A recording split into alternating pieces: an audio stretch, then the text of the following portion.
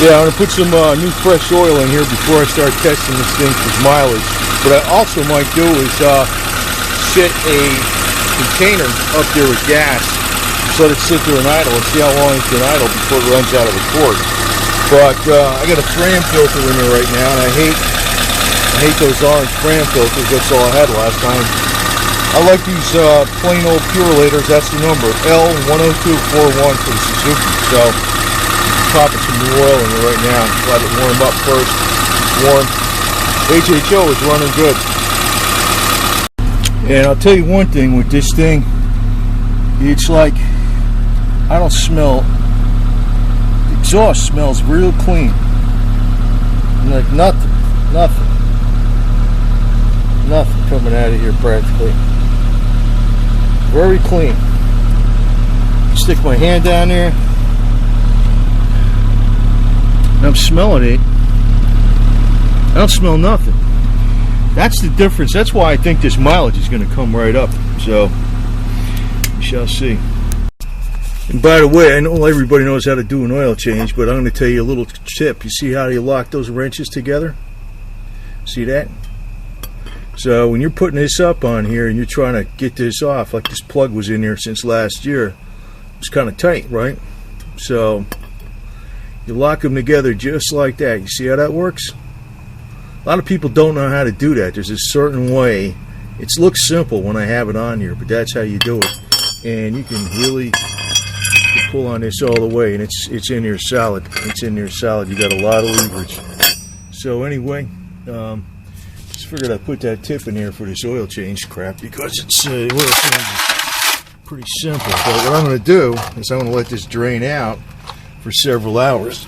And what I like about this Suzuki is I don't even have to lift this up. So, you know, it's already, I loosened up the plug, and just got to take it out, let it drain. But I'm going to let it drain a while, fill up the oil filter, and the oil's pretty hot. And then I'm going to put the, what you call it in there, Marble Mystery Oil from that container that kind of broke. I'm going to put some Marble Mystery Oil in here. But I'm also use synthetic oil. So, but you know, I'll let this drain a few hours. This way I'll get all the crap out of it. But this is the beauty of the Suzukis, man. I mean, when they came out with this damn Jimny, it was the Volkswagen. It was stopped being imported into the United States in the late 70s, I think 78, and this thing came out in about 86. It kind of filled the gap and went back to simplicity again. Then they made them complicated, and they don't bring them in the USA anymore. But this is one of the best damn things to have, man. Simple stuff like this. Very simple. Next thing I do is I fill up the oil filter, make sure that everything's like really saturated in there so you don't get a dry start. That's something they don't do with the Jiffy Lube. That's what you got to do. Well, the engine always sounds a little smoother when you put some oil in it. New oil. But anyway, I went over these marker lights in the back here too. Again, they're jacked up. They're still a little jacked up, but they seem these damn connections that were in here stock. These are like the splice connections. They suck, you know. I put some other kind of connections. I had some little kit there, but all the lights on it work. Tail lights, brake lights, backup lights, turn signals. Tail, you know, license plate lamps, marker lights, headlights, high beams, horn, wipers, all that other bullshit. It's got the clock in there and shit. So the only thing is, I gotta do something with that